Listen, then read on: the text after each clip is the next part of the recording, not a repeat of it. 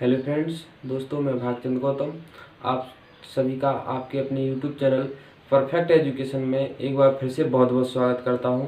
दोस्तों आज की इस वीडियो में हम जो दो चरों में रैखिक समीकरण को हल करने की विधियां पढ़ रहे थे, तो उनमें से हमने विलोपन विधि से और प्रतिस्थापन विधि से ये दोनों हमने फिनिश कर दी हैं, कंप्लीट कर दी हैं। अब इसके बाद जो लास्ट जो इसकी मेथड बचती है वो है वज्र गुणन विधि से। तो हम वज्र गुणन विधि से इसको सॉल्व करेंगे। तो नेक्स्ट एक्सरसाइज है हमारी 3.5। तो इनको हम एक एक क्वेश्चन से सॉल्व करेंगे, ठीक है। तो दोस्तों जिन्होंने अभी तक वीडियो को लाइक नहीं किया है लाइक कर दें। चैनल को जिन्होंने सब्सक्राइब नहीं किया है तो सब्सक्राइब कर लें और अपने फ्रेंड्स में शेयर करना बिल्कुल ना भूलें। तो दोस्तों आज की क्लास ये स्टार्ट करते हैं वज्र गुणन विधि से रैखिक समीकरणों को हल करना। तो इसका पहला क्वेश्चन है जो लिखा है, निम्न रैखिक समीकरणों के युग्मों में से किसका एक अद्वितीय हल है, किसका कोई हल नहीं है, या किसके अपरिमित रूप से अनेक हल हैं। अद्वितीय हल की स्थिति में उसे वज्र गुणन विधि से ज्ञात कीजिए। तो इसमें ये क्वेश्चन दिए गए हैं। ये क्वेश्चन स्क्रीन पर लग चुका है, इसको देख सकते हैं, आप पढ़ लीजिए। लिखा है, निम्न रैखिक समीकरणों के युग्मों में से किसका एक अद्वितीय हल है, किसका कोई हल नहीं है, या किसके अपरिमित रूप से अनेक हल हैं। अद्वितीय हल की स्थिति में उसे वज्र गुणन विधि से ज्ञात कीजिए। इसमें 4 क्वेश्चन दिए गए हैं, इनमें से कोई हम 2 क्वेश्चन आपके लिए सॉल्व करके बता देते हैं। तो 2 क्वेश्चन जो शेष बचेंगे वो आप लोग आसानी से कर सकते हैं। तो पहला जो क्वेश्चन है देखते हैं। पहला क्वेश्चन है इसका, पहला क्वेश्चन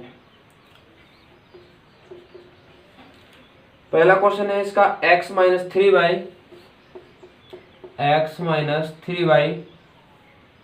-3 = 0 और 3x - 9y - 2 = 0। तो ये 2 समीकरण दिए गए हैं, इनको हमें वज्र गुणन विधि से हल करना है। इसमें पहले हमें जो कंडीशन दी गई हैं उनको फॉलो करना है। कि पहला है कि किसका एक अद्वितीय हल है। यदि इसका अद्वितीय हल है तो बताएंगे, अगर नहीं है, कोई हल नहीं है तो वो भी बताएंगे, या इसके अपरिमित रूप से अनेक हल हैं। इनमें से 3 में से जो भी कंडीशन होगी उसके लिए हम बताएंगे। तो हमने पिछली क्लास में इनकी कंडीशंस को बताया था कि कौन सी कंडीशन में क्या हम कंडीशन लगाते हैं। तो पहली है जो A1/A2 और B1/B2 और C1/C2, इन तीनों को हम निकाल लेते हैं। तो अब A1, B1 और C1 और A2, B2 और C2 ये कहाँ से प्राप्त करेंगे। तो यहाँ से हम देखेंगे, ये है x का गुणांक होता है A1, ठीक है, पहले समीकरण में, और दूसरे समीकरण में x का गुणांक हो जाएगा A2। इसी प्रकार से y का गुणांक हो जाएगा B1, यहाँ पर हो जाएगा B2। ये जो अचर पद होता है पहले समीकरण में तो वो हो जाएगा C1 और दूसरे समीकरण में हो जाएगा C2। तो यहाँ से हम इनके मान निकाल लेते हैं। तो A1 बराबर हो गया है 1, A2 बराबर हो जाएगा 3, B1 बराबर हो जाएगा -3 और B2 बराबर हो जाएगा -9 और C1 बराबर हो जाएगा, यहाँ पर नहीं दिख रहा है, C1 बराबर हो जाएगा C1, चलो यहाँ पर देख लेते हैं। C1 बराबर जो हो जाएगा -3 और C2 बराबर हो जाएगा -2, ठीक है। यहाँ पर A1 बराबर ये नहीं दिख रहा है, यहाँ पर लिख लेते हैं A1 बराबर 1, ठीक है। इसको यहाँ से साफ कर देते हैं। तो ये मान हो गए हैं। अब हम क्या करेंगे, A1 और A2 का रेशियो निकालेंगे, B1 और B2 का रेशियो निकालेंगे और C1 C2 का रेशियो निकालेंगे। रेशियो का मतलब होता है अनुपात। तो यदि हम A1 अपॉन A2 निकालें तो क्या होगा, 3/1 होगा कि 1/3। A1 1 है और A2 3 है, तो यहाँ पर हो जाएगा 1/3। यहाँ पर B1 अपॉन B2 इसका रेशियो निकाल लो तो कितना हो जाएगा, -3/-9, या माइनस से माइनस कैंसिल आउट हो जाएगा, यहाँ पर आ जाएगा 1/3। C1 अपॉन C2 निकालेंगे तो C1 अपॉन C2 निकालें तो क्या होगा, -3/-2, तो माइनस से माइनस कट जाएगा, 3/2 आ गया।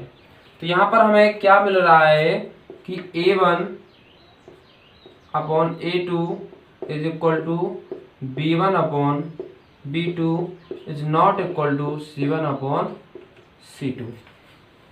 ये कंडीशन आ रही है कि A1 और A2 का अनुपात B1 और B2 के अनुपात के बराबर तो है, लेकिन C1 और C2 के अनुपात के बराबर नहीं है, इज नॉट इक्वल टू 0। यहाँ पर देखेंगे 1/3 इसका है, 1/3 इसका है, लेकिन C1 अपॉन C2 का मान कितना है, 3/2। तो इसका मतलब है कि जो रैखिक समीकरण युग्म है इसका कोई हल नहीं है। ठीक है, अगर B1 और B2 का अनुपात A1 अपॉन A2 के अनुपात के बराबर है और C1 और C2 के अनुपात के बराबर नहीं है, इसका मतलब है कि इसका कोई हल नहीं है। तो यहाँ पर हम लिख सकते हैं, अतः इसका या इस रैखिक समीकरण का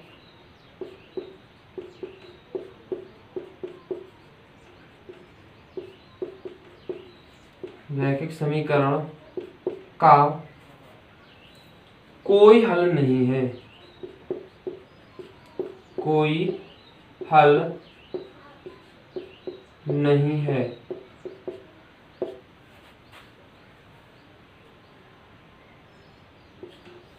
कोई हल नहीं है, ये हो जाएगा। ये तो पहली हो गई है। अब यदि हम दूसरे क्वेश्चन को देखें, ठीक है, अगर इसका कोई हल होता तो उसको हम कैसे निकालते, वो लगाते हम बीजगणित विधि। तो बीजगणित विधि हम बताएंगे क्या होती है, वीडियो को देखते रहिए आगे। यहाँ पर देखेंगे, यहाँ पर इसका कोई हल प्राप्त नहीं हुआ है तो इसको हम छोड़ देंगे, यहीं पर इतना ही लिख देंगे कि इस रैखिक समीकरण का कोई हल प्राप्त नहीं है, या इस रैखिक समीकरण का कोई हल नहीं है। सेकंड क्वेश्चन देखते हैं इसका। जो सेकंड क्वेश्चन है,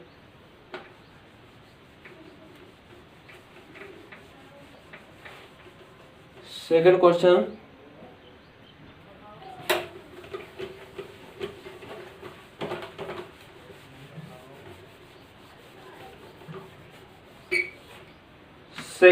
है इसका 2x plus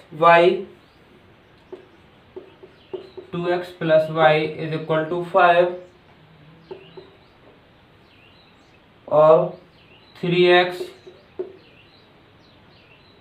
plus 2y is equal to 8। यहां से हम क्या करेंगे, इसका जो बराबर का चिन्ह है वो यहाँ पर ले जाएंगे और बराबर में 0 हो जाएगा, यहाँ पर भी 0 कर लेंगे। तो यहाँ पर हम देखेंगे A1 A2, A1 का मान कितना है 2 और A2 का मान है 3। B1 का मान कितना है 1 और B2 का मान है 2। C1 और C1 का मान है -5 और C2 का मान है -8। ये हो गए हैं। तो यहाँ पर हम A1 A2 B1 B2 और C1 C2 इन तीनों का रेशियो निकाल लेंगे। तो यहाँ पर हम देखेंगे A1 अपॉन A2 का मान कितना आएगा 2/3। B1 अपॉन B2 का रेशियो निकालेंगे तो 1/2। C1/C2 का रेशियो निकालेंगे, C1 C2 का रेशियो निकालेंगे, कितना होगा -5/-8, माइनस से माइनस कट जाएगा 5/8। तो यहाँ पर देखेंगे कि A1 A2 का अनुपात, B1 B2 का अनुपात और C1 C2 का अनुपात, इनके जो रेशियो हैं वो इक्वल नहीं है। ठीक है, तो यहाँ पर हमें केवल A1 A2 के रेशियो को देखना है।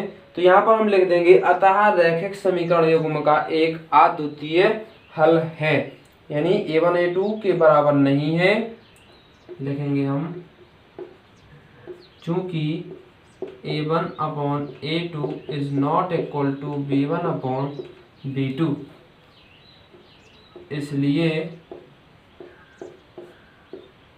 इसलिए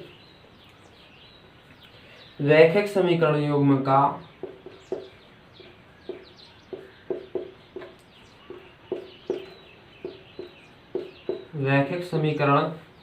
का एक अद्वितीय हल है।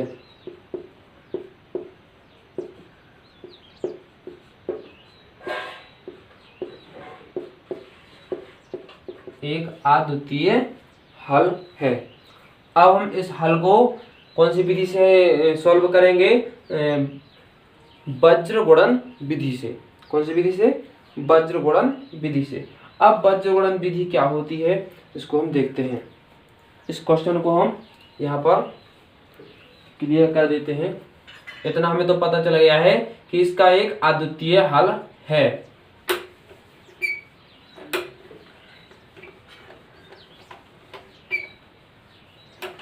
जब इसका एक अद्वितीय हल हमें प्राप्त हो गया है तो उसको हम कैसे हल करेंगे ये देखते हैं। इसके पहले हमने प्रतिस्थापन विधि, विलोपन विधि, इन दोनों विधियों को बताया है। जिन्होंने पिछली क्लास नहीं देखी है, वीडियो के डिस्क्रिप्शन बॉक्स में हमने वीडियो की लिंक डाल दी है, वहां से आप जाकर के देख सकते हैं कि उसकी जो प्रतिस्थापन विधि है और विलोपन विधि है वो किस प्रकार से सॉल्व करते हैं। तो अब है वज्र गुणन विधि। कौन सी विधि? वज्र गुणन विधि। वज्र गुणन विधि में क्या होता है कि A1 A2, B1 B2 और C1 C2 इनके मान तो हमें बिल्कुल निकालना ही है, लेकिन इसकी जो कंडीशन होती है वो क्या है देखते हैं। तो वज्र गुणन विधि से हल करने के लिए हम इस प्रकार से लिखते हैं x/B1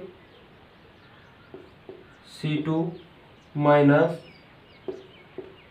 B2 C1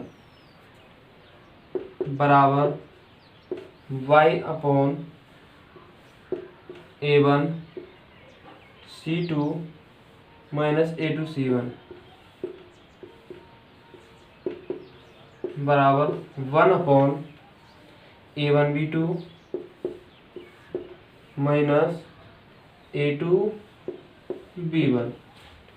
ठीक है, तो ये फॉर्मूला है, इसको हमें बिल्कुल अच्छे से याद कर लेना है। ठीक है, याद कर लेना है। ये फॉर्मूला है x/B1 C2 minus B2 C1 बराबर y/A1 C2 minus A2 C1 बराबर 1/A1 B2 minus A2 B1। इसको हम कैसे लिखते हैं? इस प्रकार से लिख लेंगे, यदि हम A1x plus B1y plus C1 is equal to 0 और A2x plus B2y plus C2 बराबर 0। जब हम x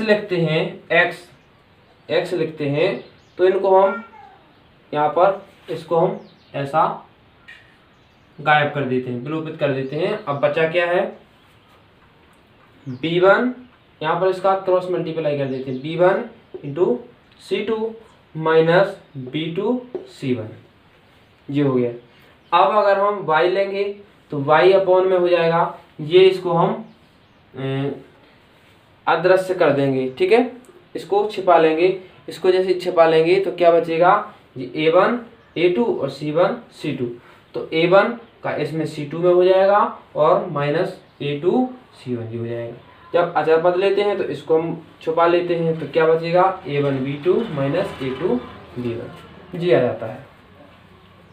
तो इस प्रकार से हम इसको बना लेते हैं। तो ये फॉर्मूला है, तो इस फॉर्मूले की सहायता से हम हल करेंगे। तो यहाँ पर हमें A1 A2 B1 B2 और C1 C2 इन सब के मान पहले से निकाल के रख लिए हमने, यहाँ से आप निकाल सकते हैं, ठीक। तो यहाँ पर x अपॉन B1 C2, तो B1 1 है और C2 माइनस 8 माइनस B2 2 हो गया और C1 का मान है -5। यहाँ पर y अपॉन A1 2 और C2 -8 माइनस A2 हो गया 3 और C1 -5 बराबर 1 अपॉन A1 2 इंटू B2 2 हो जाएगा माइनस A2 3 इंटू B1 1, ये हो गया है। यहाँ पर हम और हल कर लेते हैं, x अपॉन माइनस के 8 और माइनस 5 दूनी 10 माइनस के हैं तो प्लस के हो जाएंगे 10 बराबर y अपॉन माइनस के 8 दूनी 16 और माइनस माइनस ये प्लस हो जाएंगे 5 या 15 बराबर 1 अपॉन 2 दूना 4 और माइनस के 3।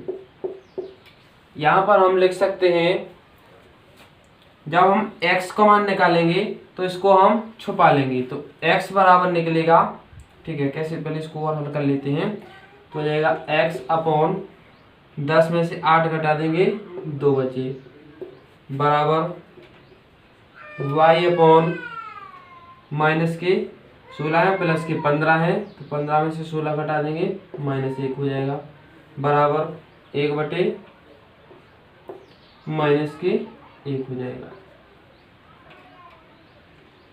सॉरी प्लस का ही 1 आएगा, 4 में से 3 घट जाएंगे 1 आ जाएगा, यानी इसका मान कितना हो जाएगा, पूरा 1 हो जाएगा। तो हम जब x का मान निकालेंगे, यहाँ पर देख लेते हैं, तो x बराबर हो जाएगा, ये 2 है, 2 गुणा भाग में है तो ये गुणा में पहुंच जाएंगे तो x बराबर 2 हो जाएंगे। और y का मान निकालेंगे हम, y बराबर निकालेंगे तो ये -1 है, इसका इसमें गुणा हो जाएगा तो यहाँ पर y बराबर -1। यही हमें x और y के मान निकालना है। तो x का मान आ गया 2 और y का मान -1। तो यहाँ पर चाहे हम बीजगणित विधि से हल कर लें और चाहे विलोपन विधि से और चाहे हम प्रतिस्थापन विधि से, तीनों विधियों से अगर हम हल करके देखते हैं तो तीनों विधियों से x और y के मान दोनों यही निकलेंगे, ठीक है। कोई भी विधि लागू कर लें तो x और y के मान सिर्फ और सिर्फ यही निकलेंगे, इसके अलावा कुछ नहीं आएगा। तो बस केवल विधियां हैं अलग अलग, ठीक है। अगर स्पेशली क्वेश्चन में लिखा है कि इस विधि से हल करना है तो हमें स्पेशली वही विधि अप्लाई करना होगा। अगर उसमें लिखा है कि किसी भी विधि से हल करिए तो आपको जो अच्छी विधि लगती है, ठीक है, जो सुइटेबल है, चाहे बीजगणित विधि हो, चाहे विलोपन विधि हो, चाहे प्रतिस्थापन विधि हो, तो तीनों विधियों में से आप किसी भी विधि को अप्लाई कर सकते हैं। तो ये थी हमारी बीजगणित विधि, ठीक है। जिन्होंने अच्छे से नहीं देख पाई है तो वीडियो को रिवर्स करके देख सकते हैं कि x और y के मान हम बीजगणित विधि से कैसे निकालते हैं। जिन्होंने पिछली क्लास नहीं देखी है प्रतिस्थापन विधि और विलोपन विधि, तो उनको वीडियो की डिस्क्रिप्शन बॉक्स में जाएंगे आप, तो वहां पर लिंक मिल जाएगी, वहां से आप जाकर के उस वीडियो को देख सकते हैं। तो आगे बढ़ते हैं क्वेश्चन की ओर। दूसरा क्वेश्चन है जो नेक्स्ट क्वेश्चन, जिसका दूसरा क्वेश्चन था, ठीक है। जो तीसरा क्वेश्चन है इसका,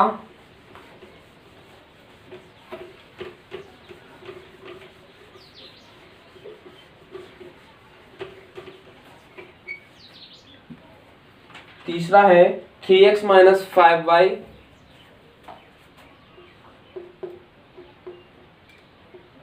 थ्री एक्स माइनस 5y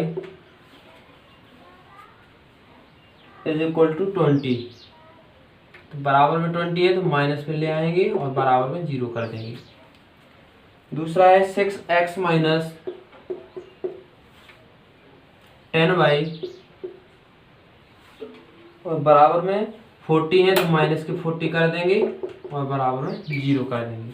तो यहाँ से हम a1 a2 b1 b2 c1 c2 के मान निकाल लेंगे। तो a1 का मान हो जाएगा 3 और a2 का मान हो जाएगा 6, b1 बराबर हो जाएगा माइनस के 5 और b2 बराबर हो जाएगा माइनस के 10। इसी प्रकार से c1 बराबर हो जाएगा माइनस 20 और c2 का मान हो जाएगा माइनस 40। तो इस प्रकार से ये 3 और 3 6 मान प्राप्त हो गए हमें। अब हम बीजगणित विधि से लगाएंगे।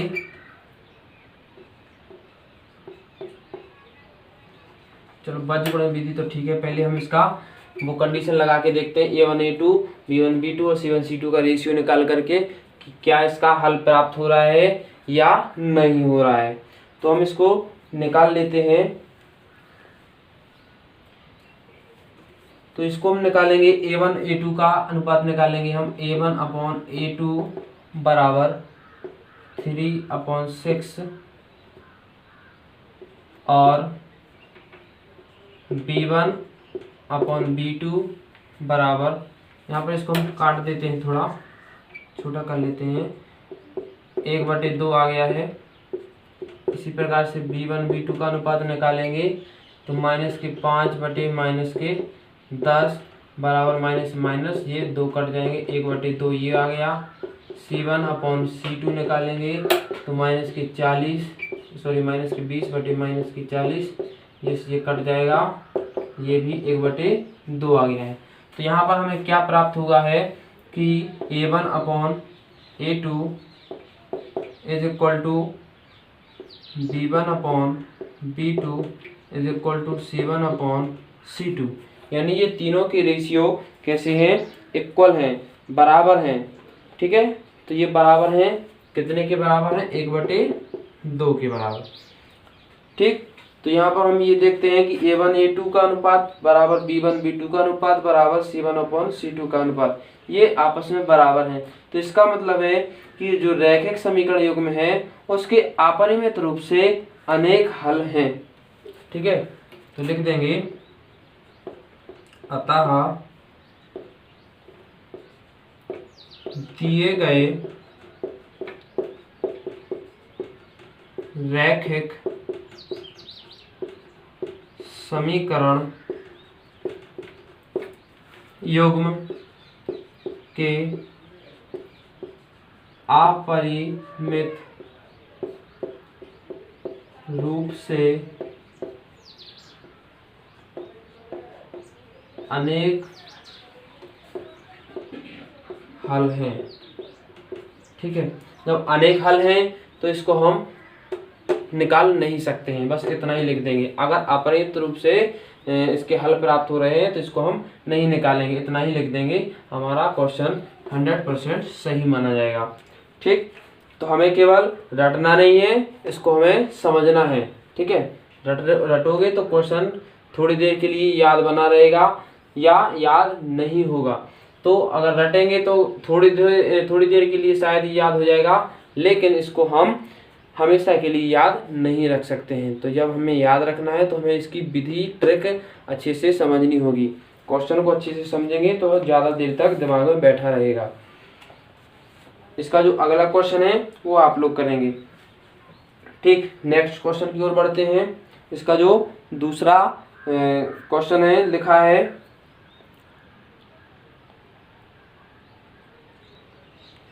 क्वेश्चन देखिए स्क्रीन पर लग चुका है। क्वेश्चन है लिखा है, इसका पहला क्वेश्चन है दूसरे का, ए और बी के किन मानों के लिए निम्न रैखिक समीकरणों के युग्म के अपरिमित रूप से अनेक हल होंगे। 2x plus 3y is equal to 7 और a minus B X plus a plus B Y is equal to 3a plus B minus 2। और इसका दूसरा क्वेश्चन है कि के किस मान के लिए निम्न रैखिक समीकरणों के युग्म का कोई हल नहीं है। तो इनको हम दोनों को बारी बारी से सॉल्व करते हैं। तो इसका पहला क्वेश्चन देखते हैं कि a और b के किन मानों के लिए निम्न रैखिक समीकरणों के युग्म के अपरिमित रूप से अनेक हल हैं।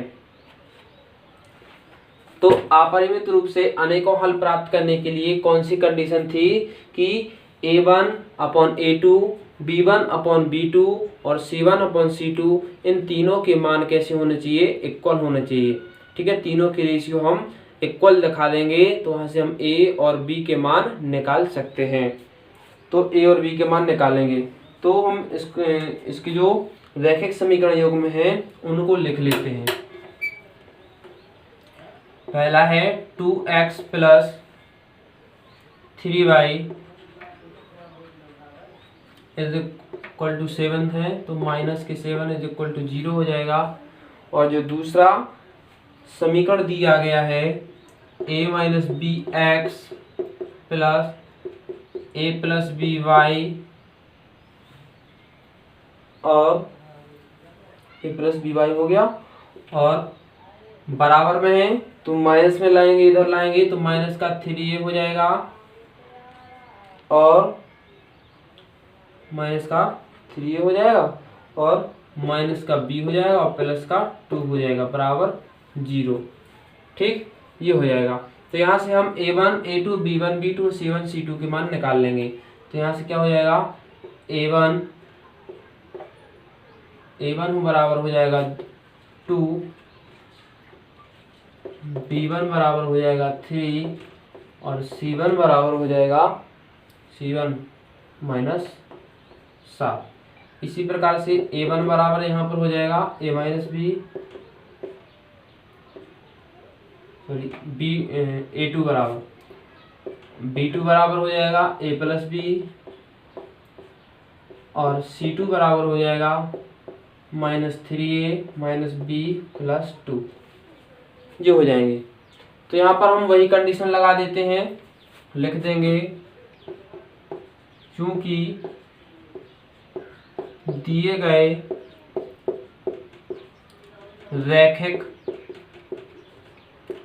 समीकरण युग्म के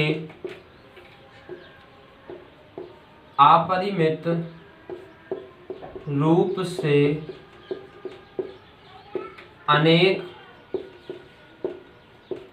हल हैं, अतः वही लगा देंगे हम a1 upon a2 is equal to b1 upon b2 is equal to c1 upon c2। ठीक, तो a1 अपॉन a2 का मान निकालेंगे, b1 अपॉन b2 का मान निकाल लेंगे और c1 अपॉन c2 का भी मान निकाल लेंगे। तो इन समीकरणों की सहायता से हम a और b के मान निकालेंगे। तो यहाँ पर हम इस कंडीशन को अप्लाई करते हैं। तो a1 अपॉन a2 निकालेंगे हम पहले। a1 अपॉन a2 निकालें तो कितना हो जाएगा 2 अपॉन a माइनस बी। ठीक, फिर b1 अपॉन b2 ये निकालेंगे तो कितना हो जाएगा 3 अपॉन a प्लस बी। ठीक, a प्लस बी और c1 अपॉन c2 का मान निकालेंगे तो कितना हो जाएगा माइनस के 7 अपॉन, यहाँ पर अगर हम माइनस कॉमन ले लेंगे तो माइनस कॉमन लेंगे तो हो जाएगा 3a प्लस बी और माइनस 2, ये हो जाएगा, माइनस से माइनस कट जाएगा। ठीक है, अब ये तीनों आपस में बराबर हैं तो हम एक एक करके इनको बराबर कर देते हैं। तो कितना हो जाएगा, या यहाँ पर लिख सकते हैं 2 अपॉन a माइनस बी बराबर 3 अपॉन a प्लस बी। ठीक, ये हो गया है। यहाँ पर अगर हम A1 A2 को फर्स्ट मान लें, इसको सेकंड मान लें, इसको थर्ड मान लें, ठीक है। तो हम पहले और दूसरे को ले रहे हैं, तो पहले और दूसरे को जब हल करेंगे तो इसका हम क्रॉस मल्टीप्लाई कर देंगे, तो कितना हो जाएगा 2a + b = 3a - b। हल कर दो इसको, तो 2a + 2b 3a - 3b, ठीक है। यहाँ पर लेते आएंगे इसको, तो 3a घट जाएंगे तो माइनस के a हो जाएंगे, प्लस 3b इधर प्लस के हो जाएंगे, तो ये जुड़ जाएंगे, 3 और 2 5b = 0, यानी 5b - a = 0। ये समीकरण 1 हो गया है, ठीक। तो पहले और दूसरे को हमने हल कर लिया, तो हमारा एक समीकरण बन गया 5b - a = 0। इसी प्रकार से हम दूसरे और तीसरे को भी सॉल्व कर लेते हैं। तो दूसरे और तीसरे को सॉल्व करेंगे, इसको हम साफ कर देते हैं। जिनको समझ में नहीं आया एक बार फिर से देख सकते हैं। यहाँ पर हमने A1 A2 B1 B2 और C1 C2 के प्राप्त कर लिए हैं मान, ठीक। क्वेश्चन में चूंकि दिया था कि ये जो रैखिक समीकरण है वो उसके क्या है, अपरिमित रूप से अनेक हल प्राप्त हैं। तो जब अनेक हल प्राप्त होते हैं तो ऐसी कंडीशन में हम क्या लगाते हैं कि A1 A2 का अनुपात बराबर B1 B2 का अनुपात बराबर C और C1 C2 का अनुपात, ये तीनों आपस में इक्वल होते हैं, बराबर होते हैं। तो वही हमने A1 A2 का मान निकाल लिया, ठीक है, B1 B2 का अनुपात निकाल लिया, C1 C2 का अनुपात निकाल लिया, ठीक है। ये है, ये प्राप्त कर लिए। अब इसको हमने फर्स्ट मान लिया, इसको सेकंड मान लिया, इसको थर्ड मान लिया। तो यहाँ पर फर्स्ट और सेकंड से हमने क्या निकाल लिया, 2/a - b = 3/a + b। इसको हमने सॉल्व किया तो हमारा एक इक्वेशन यानी समीकरण प्राप्त हो गया है। क्या हो गया, 5b - a = 0। इसको हमने समीकरण 1 नाम दे दिया है। अब हम दूसरे को भी हल करेंगे।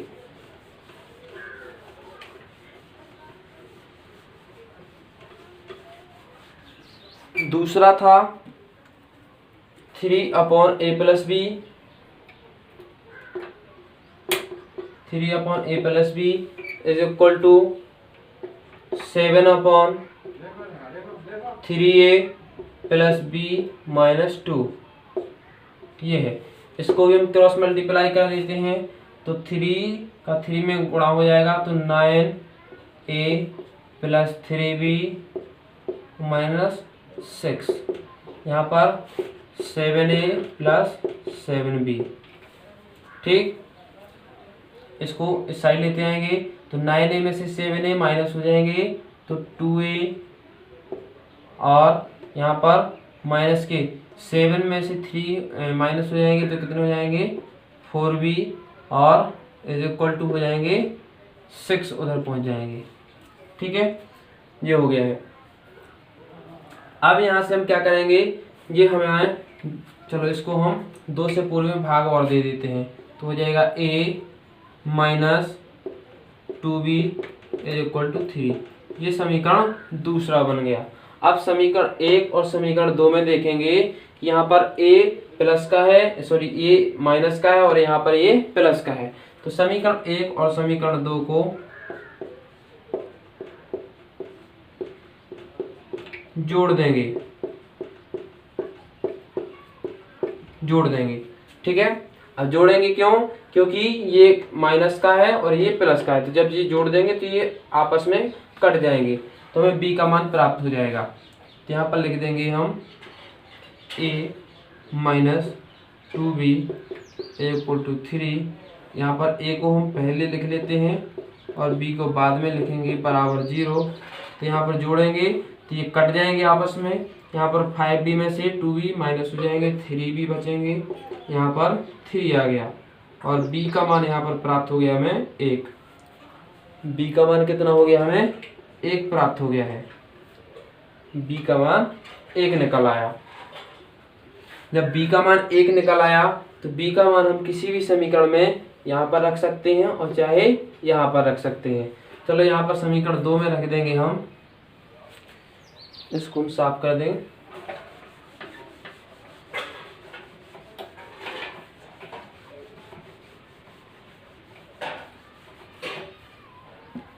समीकरण 2 में हम b का मान 1 रख देंगे, तो a माइनस 2, b का मान है 1 और बराबर 3। तो a माइनस 2 एकम 2 बराबर 3। तो a बराबर 2 उधर पहुंच जाएगा, तो ये प्लस का हो जाएगा, तो 3 + 2 = 5। a बराबर 5।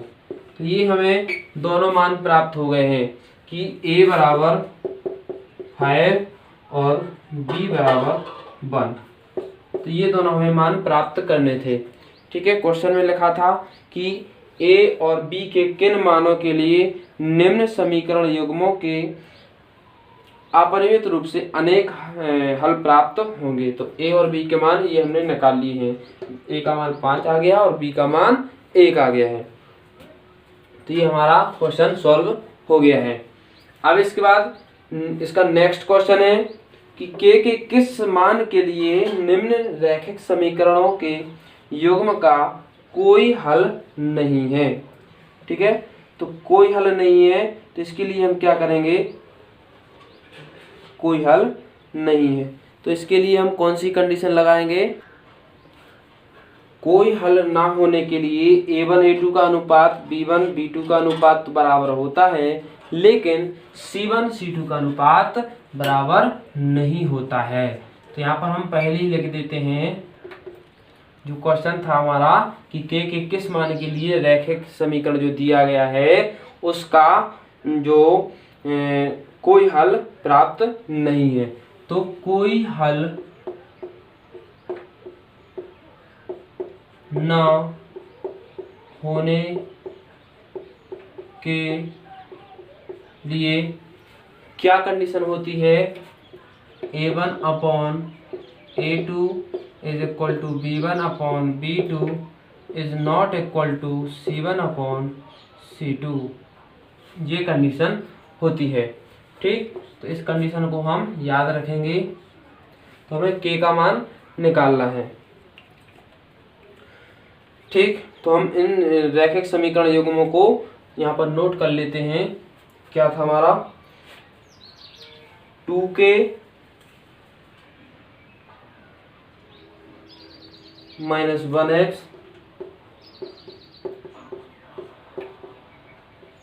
2k - 1x plus k - 1y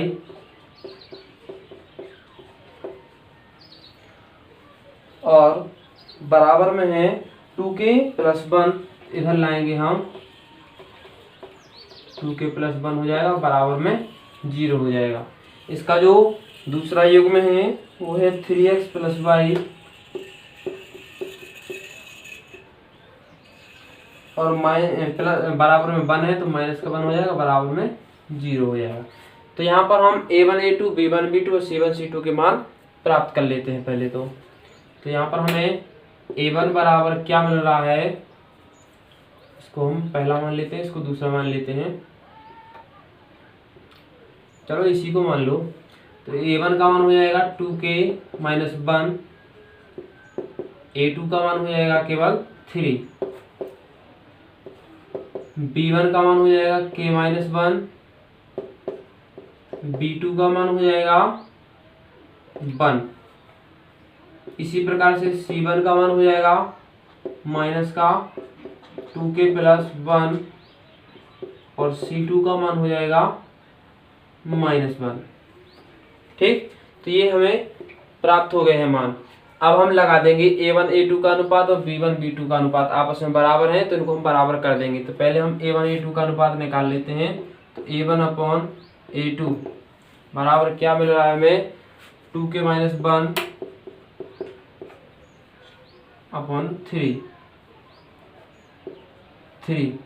इसी प्रकार से b1/b2, ये देखते हैं b1/b2 का मान क्या है, k - 1/1। ये हो गया है, ये आपस में बराबर है। ठीक, तो इनको हम बराबर कर देते हैं। तो 2k - 1/3 = k - 1/1। इसका हम क्रॉस मल्टीप्लाई कर देते हैं, तो मिलेगा हमें 2k - 1 = 3k - 3। ठीक, तो इसको इधर लाएंगे हम, तो 2k minus 3k equal to 1 उधर पहुंच जाएगा, माइनस के 3 पहले से है तो 1 माइनस 3 हो जाएंगे।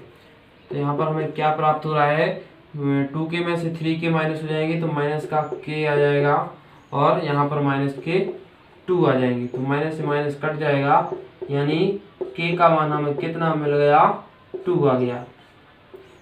k का कितना मान आ गया, 2 आ गया। तो हमें यही प्राप्त करना था k का मान, तो k का मान हमने निकाल लिया है 2। ठीक है, तो k के मान 2 के लिए दिए गए रैखिक समीकरण युग्म का कोई हल प्राप्त नहीं है। तो यही कंडीशन थी कि अगर कोई हल प्राप्त नहीं होता है, कोई हल प्राप्त नहीं होता है, तो उसके लिए a1 a2 का अनुपात बराबर b1 b2 का अनुपात तो बराबर होते हैं, लेकिन c1 और c2 का अनुपात आपस में बराबर नहीं होता है। यही है कि कोई हल प्राप्त नहीं होता है, तब ये कंडीशन लागू होती है। तो आशा करता हूँ आप सभी के लिए ये तीनों कंडीशंस समझ में आ गई होंगी। वज्र गुणन विधि भी समझ में आ गई होगी, क्योंकि वज्र गुणन विधि में भी a1 a2 b1 b2 और c1 c2 का बहुत ही रोल है। ठीक है, बहुत ही ये अपना रोल निभाते हैं। a1 a2 b1 b2 और c1 c2 इनका मान अगर हमें प्राप्त नहीं होता है तो हम इन क्वेश्चन को सॉल्व नहीं कर पाएंगे। तो इनको सॉल्व करने के लिए अच्छे से बिल्कुल वीडियो को देखना हमें। ठीक है, किसी भी प्रकार का वीडियो को स्किप नहीं करना है। अगर वीडियो को स्किप कर लोगे तो हो सकता है कि आप कुछ चीज़ों को मिस कर जाएंगे। ठीक, नेक्स्ट क्वेश्चन की ओर बढ़ते हैं। नेक्स्ट क्वेश्चन है जो नेक्स्ट क्वेश्चन आपकी स्क्रीन पर लग चुका है, इसको अच्छे से देख लीजिए। लिखा है निम्न रैखिक समीकरणों के युग्म को प्रतिस्थापन एवं वज्र गुणन विधियों से हल कीजिए, किस विधि को आप अधिक उपयुक्त मानते हैं। ठीक है, तो जो भी विधि आपके लिए उपयुक्त लगती है तो आप लिख सकते हैं, कोई प्रश्न नहीं है कि आप यही उपयुक्त माने। ठीक है, ना ही क्वेश्चन ये पूछता है कि आप केवल इसी को उपयुक्त माने। ठीक है, उसके आंसर में कहीं ये नहीं लिखा रहेगा कि यही उपयुक्त है। जो आपके लिए उपयुक्त लगती है वो आप लिख सकते हैं कि हमारे लिए यह विधि अधिक उपयुक्त है, चाहे वो वज्र गुणन विधि हो, चाहे प्रतिस्थापन विधि हो और चाहे विलोपन विधि हो।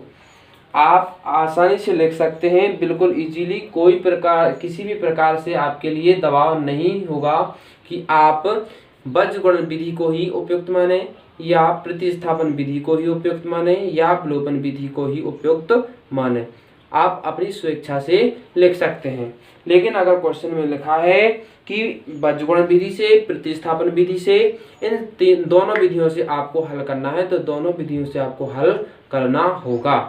ठीक, तो क्वेश्चन आपने पढ़ ही लिया है कि निम्न रैखिक समीकरणों के युग्म को प्रतिस्थापन एवं वज्र गुणन विधियों से हल कीजिए, किस विधि को आप उपयुक्त मानते हैं।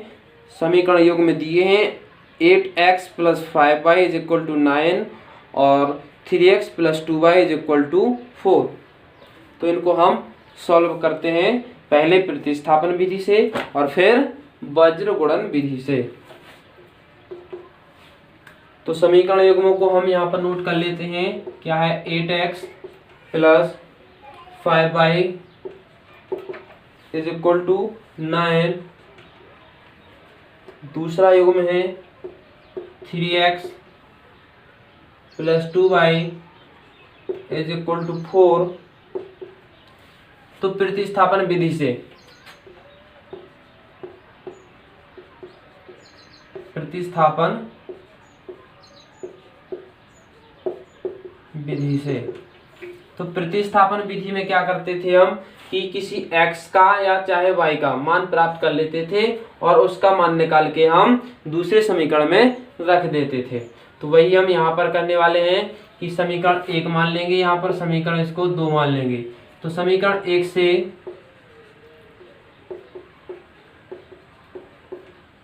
क्या हो जाएगा, हम x का मान प्राप्त कर लेते हैं। तो यहाँ पर 8x बराबर हो जाएगा 9 माइनस के 5y और x बराबर हो जाएगा 9 माइनस 5y अपॉन 8। ये हमने x का मान प्राप्त कर लिया है। अब x का मान हम उठा करके किसी भी समीकरण में रख देंगे। यहाँ पर रख दें समीकरण 2 में। ठीक, तो समीकरण 2 में रख देंगे हम। तो ये हो जाएगा, लिख देंगे हम समीकरण 2 में x का मान प्रतिस्थापित करने पर, प्रतिस्थापित कर देंगे तो हो जाएगा 3 इंटू एक्स का मान कितना निकाल लिया था हमने 9 माइनस 5y अपॉन 8 और plus 2y is equal to 4। तो यहाँ पर देखिए ये जो समीकरण है पूरा का पूरा y में कन्वर्ट हो गया है, y के पदों में प्राप्त हो गया है। तो यहाँ से हम y का मान प्राप्त कर सकते हैं। इसको हल कर लेते हैं। 3 का मल्टीप्लाई कर देंगे, 3 नाम 27 माइनस 3 5 15y और अपॉन में 8, ठीक है, प्लस 2y अपॉन में 1 मान लेंगे और बराबर में 4। यहाँ पर हम एलसीएम ले लेते हैं तो कितना आएगा 8। ठीक, तो यहाँ पर 27 माइनस 15y प्लस 8 एकम 8 और 8 दूनी 16y बराबर में 4। तो यहाँ पर देखेंगे कि 27 तो ये अचर पद है, ये चर है और ये चर है। तो 16 में से 15 घटा देंगे तो y बचेगा। तो यहाँ पर y प्लस के 27 बटे में 8 बराबर 4। 8 को वहाँ ले जाएंगे तो y प्लस 27 बराबर 8 चौके 32, यानी y का मान आ जाएगा 32 माइनस 27 या y बराबर 5। y का मान 5 आ गया है। जब y का मान 5 आ गया है तो हम y का मान उठा करके इस वाले समीकरण में रख देंगे। तो x बराबर कितना आएगा 9 माइनस 5, y का मान कितना है 5 बटे में 8। तो x बराबर 9 माइनस 5 25 बटे में 8, यानी x बराबर 9 में से 25 घटा देंगे कितने आ जाएंगे 16 माइनस के बटे में 8, यानी x बराबर माइनस 2 आ जाएगा। x बराबर माइनस के 2 आ जाएगा। ठीक है, यहाँ पर आपके लिए नहीं दिख रहा है, देख लीजिए x का मान कितना आ गया है -2। तो ये तो थी हमारी प्रतिस्थापन विधि। कौन सी विधि थी? ये प्रतिस्थापन विधि। तो ये प्रतिस्थापन विधि हो गई है। प्रतिस्थापन विधि से हमारा x का मान -2 आ गया है, y का मान 5 आ गया है। अब इसके बाद हम जो अगली विधि लगाएंगे वो है कौन सी? वज्र गुणन विधि। तो हम वज्र गुणन विधि को देखते हैं कि वज्र गुणन विधि क्या है। आगे देखते हैं हम वज्र गुणन विधि को। ठीक, इसको साफ कर देते हैं।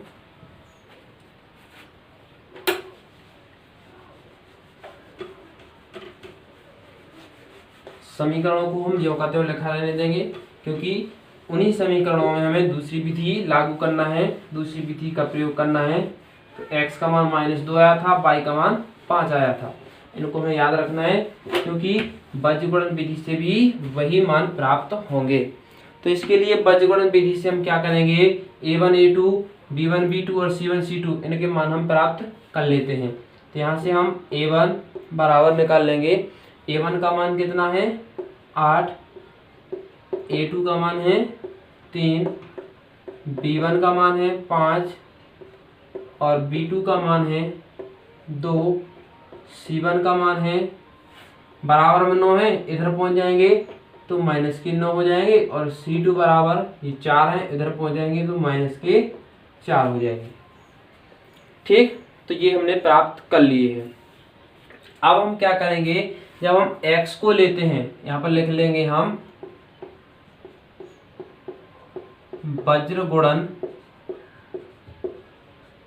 विधि से क्या होगा? x अपॉन x का x जब लेते हैं तो क्या होगा, इसका और इसका, यानी b1 और c2, b1 c2। यहाँ पर हो जाएगा b1 का मान है, चलो लिख लेते हैं यहाँ पर b1 c2 minus b2 c1 बराबर y। अब y लेंगे तो ये गायब हो जाएगा, क्या बचेगा, a1 c2 minus a2 c1 बराबर 1। अचर को हम 1 मान लेते हैं। ठीक, जब अचर लेंगे तो ये इसका इसमें, इसका इसमें, तो a1 b2 माइनस क्या हो जाएगा, b1 a2। ठीक, इसका इसमें और इसका इसमें, ये होगा ना a1 b2 माइनस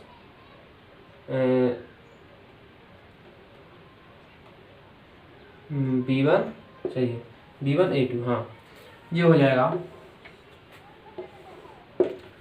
अगर किसी को किसी भी प्रकार की समस्या आती है तो मैं कमेंट बॉक्स में ज़रूर बताएं, हम उसको हल करने का प्रयास जरूर करेंगे कि आपको किसी भी प्रकार की कोई समस्या उत्पन्न ना हो। तो यहाँ पर हमने x और y और 1 इनको हमने इसको इस कंडीशन में लिख दिया है। अब यहाँ से हम क्या करेंगे, इन सब के मान रख देंगे। तो x upon b1 c2 b1 का मान है 5 और c2 का मान है -4 माइनस b2 का मान है 2, यहाँ पर 2 और c1 का मान है -9 बराबर y। a1 c2 8 गुणे -4 माइनस a2 c1 3 गुणे -9 बराबर 1 अपॉन a1 b2 8 गुणे 2 माइनस 3 गुणा 5।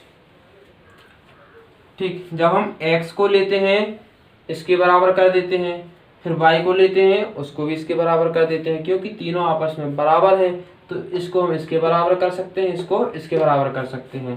तो इसको हम पहला मान लेंगे, इसको दूसरा मान लेंगे, इसको तीसरा। ठीक, तो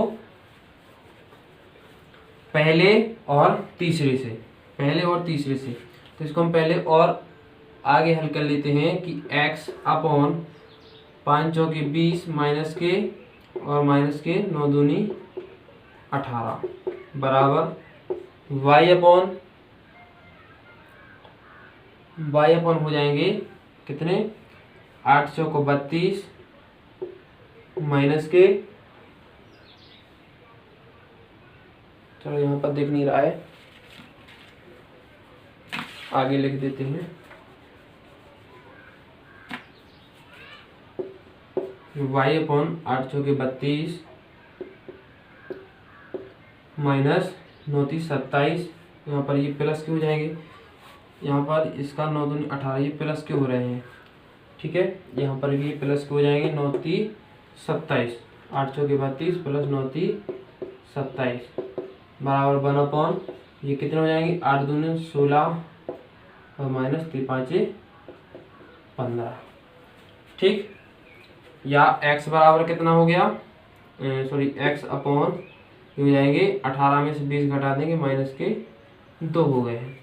यहाँ पर y अपॉन कितने हो जाएंगे, 27 में से 32 घटा दो, माइनस के 5 हो जाएंगे।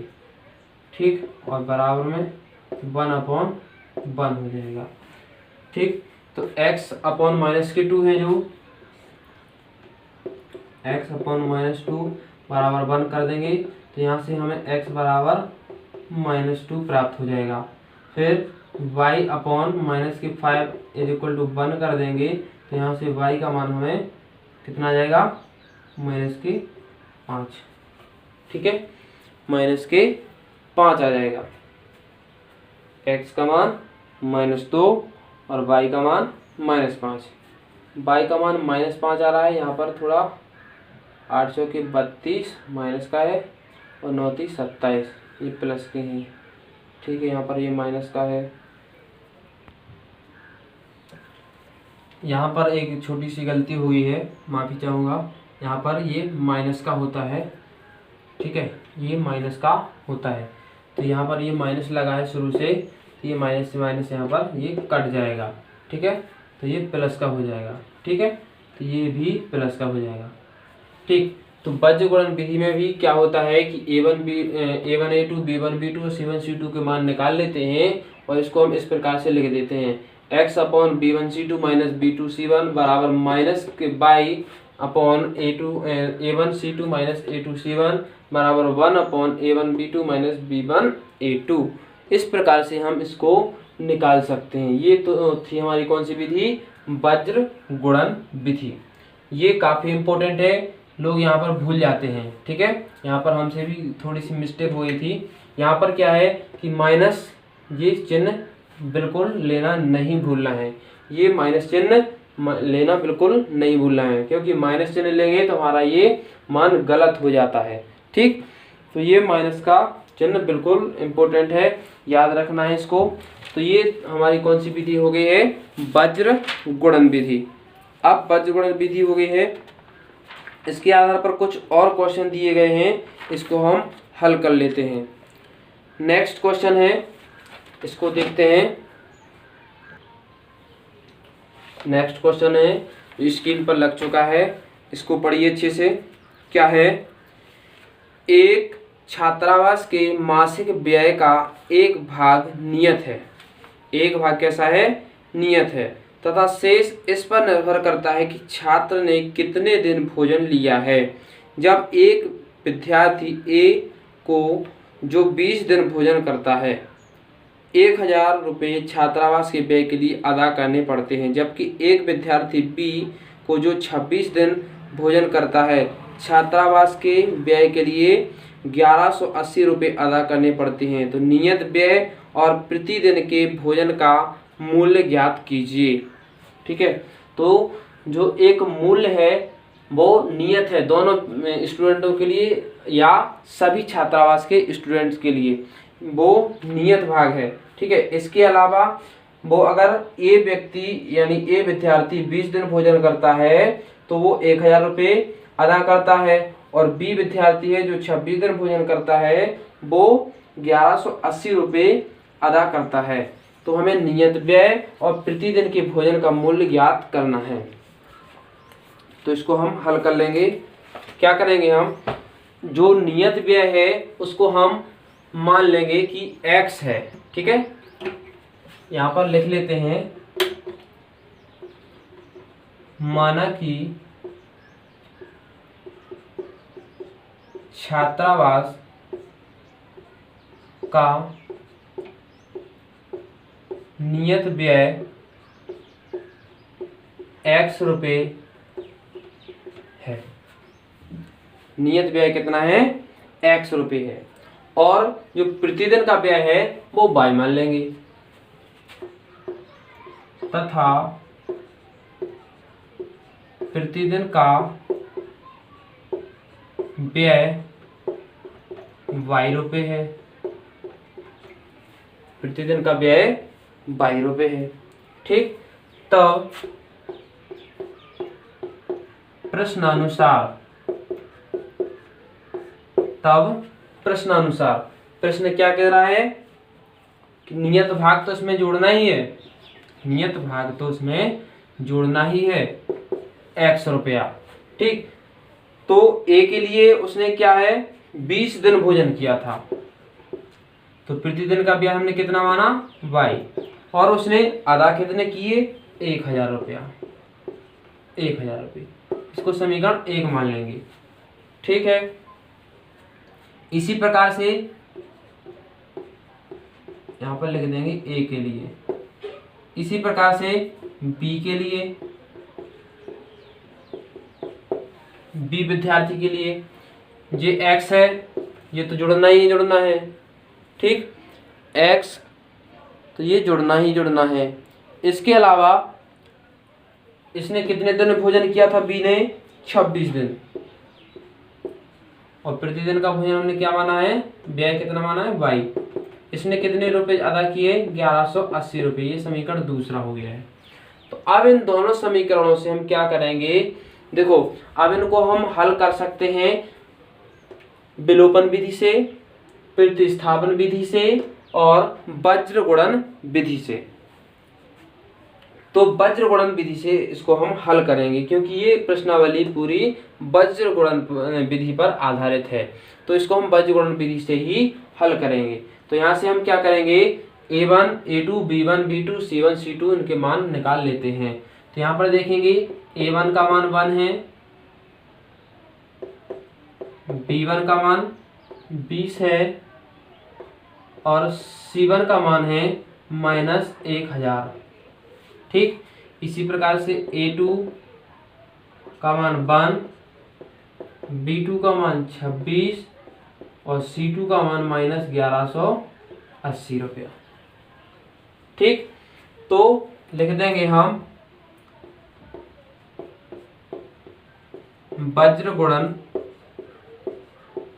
विधि से, वज्र गुणन विधि से। तो वज्र गुणन विधि क्या है? वही x अपॉन क्या हो जाएगा? इसका इसमें, इसका इसमें। ठीक है, तो b1 c2 minus b2 c1 is equal to -y upon, यहाँ पर हो जाएगा y को गायब कर देंगे तो हो जाएगा a1 c2 minus a2 c1 बराबर 1 upon a1 b2 minus a2 b1। तो ये हमने फॉर्मूला यहाँ पर नोट कर लिया है। अब इसकी सहायता से हम x और y के मान निकाल लेंगे। तो इसको हम निकालना बता चुके हैं कि x और y का मान कैसे निकालते हैं। इसको आप आसानी से निकाल सकते हैं। ठीक है, इन सब के मान यहाँ से रख दीजिए, फिर इसको और इसको ले लीजिए, फिर इसको और इसको ले लीजिए। तो यहाँ से हम x और y के मान निकाल सकते हैं। इसको हम फर्स्ट मान सकते हैं, इसको सेकंड मान सकते हैं और इसको थर्ड मान सकते हैं। तो जैसे ही हम a1 b1 b2 सभी के मान रख के ये निकालेंगे तो x अपॉन में जितना आएगा वो उसको फर्स्ट मान लेंगे, माइनस के y अपॉन में जितना आएगा उसको सेकंड मान लेंगे और इसको मान लेंगे थर्ड पार्ट। ठीक है, तो पहले फर्स्ट और थर्ड पार्ट को ले लेंगे, फिर सेकंड और थर्ड पार्ट को ले लेंगे। इस प्रकार से हम x और y के मान प्राप्त कर लेंगे। तो x और y के मान जो प्राप्त हुए हैं उनको हम यहाँ पर बता देते हैं कि x का मान 400 रुपया, x बराबर 400 और y बराबर जो आया है वो है 30 रुपया। ठीक, x बराबर 400 और y बराबर 30 रुपया। ये आप आसानी से निकाल सकते हैं। ठीक है, बहुत ही इजी है, बहुत ही आसान है, किसी प्रकार की आपके लिए कोई समस्या नहीं आएगी। ठीक है, तो वीडियो को लाइक करें, चैनल को सब्सक्राइब करें और अपने फ्रेंड्स में शेयर करना ना भूलें। तो ठीक है, इसी प्रकार से अगली जो एक्सरसाइज है वो हम नेक्स्ट क्लास में पढ़ेंगे। और जिनके लिए किसी भी प्रकार की कोई समस्या उत्पन्न होती है हमें कमेंट बॉक्स में ज़रूर बताएं। ठीक है, जिन्होंने पिछली क्लास नहीं पढ़ पाई है किसी कारणवश या किसी को जानकारी नहीं थी पहले, अब जानकारी हो गई है, तो वो वीडियो के डिस्क्रिप्शन बॉक्स में जाकर के उन वीडियो के लिंक वहां पर प्राप्त कर सकते हैं। वहां से आप जाकर के उन सभी क्लासों को पढ़ सकते हैं। तो कैसी लगी ये वीडियो हमें ज़रूर बताएं कमेंट करके कि अच्छी है या इसमें कुछ कमियां हैं तो उनको हमें ज़रूर बताएं। तो उनको हम जो कमियां हैं उनको हम दूर करने की पूरी कोशिश करेंगे। तो thank you for watching this video, have a nice day. बहुत बहुत धन्यवाद दोस्तों, जुड़े रहिए परफेक्ट एजुकेशन से।